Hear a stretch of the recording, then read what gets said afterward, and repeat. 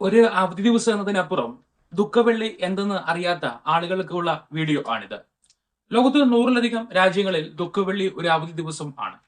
UK, Australia, Canada, Philippines തുടങ്ങി ദക്ഷിണ അമേരിക്കയിലെ എല്ലാ രാജ്യങ്ങളിലും ദുഃഖവെള്ളി ഒരു പൊതു അവധി ദിവസമാണ്.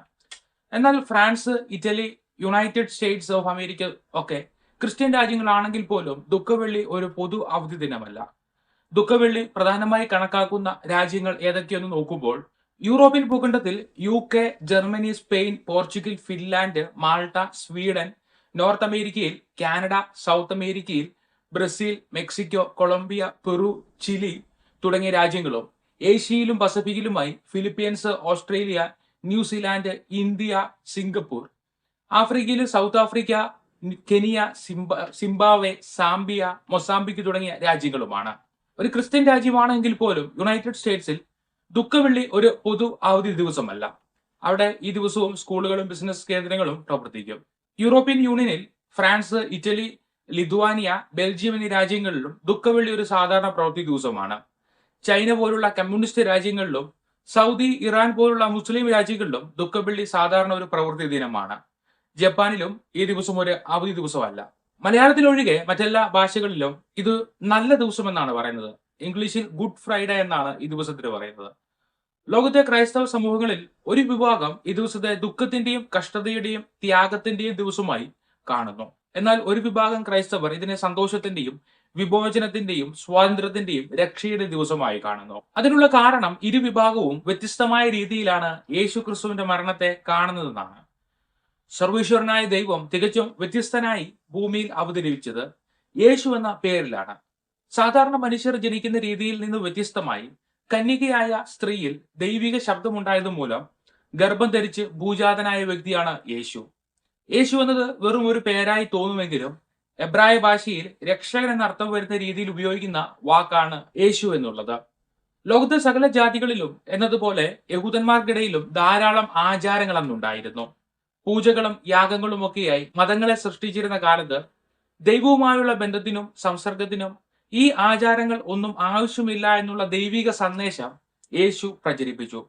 അതുകൊണ്ട് തന്നെ മതപുരോഹിതന്മാർ യേശുവിനെ കൊല്ലുവാൻ ആലോചിച്ചു. സമയമാകാതിരുന്നതിനാൽ പലവട്ടം യേശു അവരുടെ ഇടയിൽ നിന്ന് ഒഴിഞ്ഞു മാറി. അവർക്ക് കണ്ടെത്തുവാൻ കഴിഞ്ഞില്ല. ഇന്നും പലയിടങ്ങളിലും നിലനിൽക്കുന്നത് പോലെ അന്ന് മതമേലാധികാരികൾക്ക് നിയമപാലനം നടത്തുവാനുള്ള അവകാശം അവിടെ ഉണ്ടായിരുന്നു. യേശു ദൈവിക അത്ഭുതങ്ങളും വീര്യപ്രവൃത്തികളും ചെയ്തു വന്നപ്പം ദൈവത്തിങ്കിലേക്ക് അടുക്കുവാൻ ഒരു മതത്തിന്റെയോ ആചാരങ്ങളുടെയോ ആവശ്യം മനുഷ്യനില്ല എന്ന് പറഞ്ഞു. അതുകൊണ്ട് തന്നെ പല ശ്രമങ്ങൾക്ക് ശേഷം റോമ പടയാളികളാൽ യേശുവിനെ പിടിച്ചെടുത്തു. അവിടെ യേശു അതിനായി തന്നെ ഏൽപ്പിച്ചു കൊടുക്കുകയായിരുന്നു. മഹാപുരോഹിതന്മാരുടെ മുൻപാകെ വിസ്തരിച്ച ശേഷം ഏറ്റവും നീചമായ മരണമായ ക്രൂശിൽ തൂക്കിയുള്ള മരണം യേശുവിന് നൽകുന്നതിനായി ആ നാട് വാണിരുന്ന രാജാവിന്റെ മുൻപാകെയും റോമ ഭരണാധികാരിയുടെ മുൻപാകെയും യേശുവിനെ വിസ്തരിക്കുവാൻ അയച്ചു. എന്നാൽ അവർ യേശുവിന് യാതൊരു കുറ്റവും കണ്ടില്ല. യഹൂദ മത നേതാക്കളുടെ നിർദ്ദേശപ്രകാരം യഹൂദന്മാർ കൂട്ടമായി ആവശ്യപ്പെടുന്നത് കൊണ്ട് യേശുവിനെ ക്രൂശിക്കുവാനായി സമ്മതിക്കുവാൻ റോമ ഗവർണർ നിർബന്ധിതനായി. ഗവർണറെ സംബന്ധിച്ചിടത്തോളം യഹൂദനായ യേശുവിനെ കൊല്ലുവാൻ മറ്റുള്ള യഹൂദന്മാർ ആവശ്യപ്പെടുമ്പോൾ അതിനിടയിൽ വലിയ സംരക്ഷണം യേശുവിന് നൽകേണ്ട ആവശ്യം അദ്ദേഹത്തിനില്ല. പക്ഷേ റോമ ഗവർണർ ആയിരുന്ന പീലാത്തോസിന്റെ ഭാര്യയ്ക്ക് ഈ വിഷയത്തിൽ വലിയ ആകുലതയുണ്ടായിട്ട് യേശുവിന്റെ കാര്യത്തിൽ ഇടപെടരുത് എന്ന് പറഞ്ഞയച്ചു. അതുകൊണ്ട് തന്നെ പീലാത്തോസ്, ഈ നീതിമാന്റെ രക്തത്തിൽ എനിക്ക് പങ്കില്ല, നിങ്ങൾ തന്നെ നോക്കിക്കൊള്ളുവിനെന്ന് പറഞ്ഞു. യേശുവിനെ അങ്ങനെ ക്രൂശിക്കുവാനായി യഹൂദന്മാർക്ക് തന്നെ ഏൽപ്പിച്ചു കൊടുക്കുകയാണ് ചെയ്തത്. യേശുവിനെ ക്രൂശിക്കുന്നതിന് മുൻപ് ചമ്മട്ടി കൊണ്ട് അടുപ്പിച്ചു. യേശുവിനെ കൊണ്ട് തന്നെ ക്രൂശി ചുമപ്പിച്ചു. വീണും എഴുന്നേറ്റും ഗോൽഗോഥായോളം യേശു ക്രൂശി ചുമന്നു. തുടർന്ന് റോമ പടയാളികൾ യേശുവിനെ ക്രൂശിൽ തറച്ചു. യേശുവിനെ ക്രൂശിച്ച ദിവസം ശബത്ത് ദിവസത്തിന്റെ ഒരുക്കനാൾ ആയിരുന്നുവെന്ന് എഴുതിയിട്ടുണ്ട്. ശബത്ത് ശനിയാഴ്ചയാണ്. ശബത്ത് ദിവസത്തിന്റെ ഒരുക്കനാൾ വെള്ളിയാഴ്ചയാണ്. അതുകൊണ്ടാണ് വെള്ളിയാഴ്ച യേശുവിന്റെ ക്രൂശ് മരണം ഓർക്കുന്നത്. ഈ ക്രൂശീകരണത്തിന് ഒരു പ്രത്യേകത കൂടിയുണ്ട്. യഹൂദനായ യേശു യഹൂദ മതം അനുസരിച്ചുള്ള മൃഗങ്ങളെ അറുത്തുള്ള യാഗം ഒരിക്കലും ചെയ്തിട്ടില്ല. എന്നാൽ ഈ മരണത്തിലൂടെ സകല മനുഷ്യരുടെയും പാപം എന്നേക്കുമായി പൊറുക്കുവാൻ താൻ യാഗമാകുന്നുവെന്ന് യേശു അറിയിച്ചു. അങ്ങനെ സകല മത ആചാരങ്ങളെയും പൂർണ്ണമായി തന്റെ മരണത്തിലൂടെ ഇല്ലാതെയാക്കി. ഏതു മനുഷ്യനും യേശുവിന്റെ ഈ ക്രൂശ് മരണത്തിലൂടെയുള്ള വിശ്വാസത്തിൽ ദൈവിക സാമീപ്യവും അത്ഭുതങ്ങളും നേരിട്ട് അനുഭവിക്കുവാൻ വഴി ഒരുക്കി. ലോകത്ത് ഇതുപോലെ ഒരുപാട് രക്തസാക്ഷികളുണ്ട്. വിപ്ലവകരമായ പല ആശയങ്ങളും ലോകത്തിന് നൽകിയ മഹാരഥന്മാരുണ്ട്.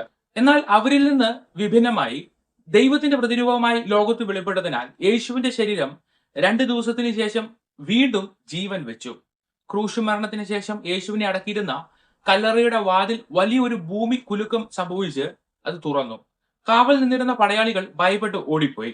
യേശു ക്രിസ്തു ഉയർത്തെഴുന്നേറ്റ ദിവസമാണ് ഈസ്റ്ററായി ഇന്ന് ആചരിക്കുന്നത്.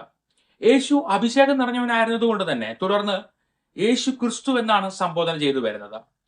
ഉയർത്തെഴുന്നേൽപ്പിന് ശേഷം യേശു ശിഷ്യന്മാർക്ക് പലവട്ടം പ്രത്യക്ഷനായി. അവരുമൊത്ത് ഭക്ഷണം കഴിക്കുക പോലും ചെയ്തു. അതിനുശേഷം എല്ലാവരും നോക്കി നിൽക്കെ ഒലിവ് മലയിൽ നിന്ന് സ്വർഗാരോഹണം ചെയ്ത് ദൈവത്തിന്റെ സ്വരൂപത്തിലേക്ക് യേശു മടങ്ങി. ഈ ഒരു സംഭവത്തെ 2 രീതിയിൽ കണ്ടാണ് ക്രിസ്ത്യൻ സമൂഹത്തിൽ വ്യത്യസ്തമായ കാഴ്ചപ്പാടുകൾ ഉണ്ടായത്. ഒരു കൂട്ടർ യേശുവിന്റെ ക്രൂശ് മരണം വരെയുള്ള യാതനകളും വേദനകളും കഷ്ടപ്പാടുകളും പ്രാധാന്യം നൽകി ആ ദിവസം ആചരിക്കുമ്പോൾ, ഒരു കൂട്ടർ ഈ ക്രൂശ് മരണത്തെ ദൈവത്തിന്റെ പദ്ധതിയായി കണ്ട് അതിലൂടെ നൽകുന്ന സന്ദേശത്തിന് പ്രാധാന്യം നൽകി അതിനെ സന്തോഷത്തിന്റെ ദിനമായി ആചരിക്കുന്നു. ഒരു മനുഷ്യ ശരീരം എന്ന നിലയിൽ യേശുവിന് യാതനകൾ ഉണ്ടായിരുന്നുവെങ്കിലും ദൈവിക ജീവനും ആത്മാവും ഉണ്ടായിരുന്നതിനാൽ അതിനെ തരണം ചെയ്യുവാനുള്ള ശക്തി യേശു ക്രിസ്തുവിൽ ഉണ്ടായിരുന്നു. ഏതായാലും യേശുവിന്റെ കഷ്ടപ്പാടുകൾ ഓർക്കുന്നതിനൊപ്പം യേശു ക്രിസ്തു നൽകുന്ന സന്ദേശം കൂടി നമുക്ക് ഓർക്കാം.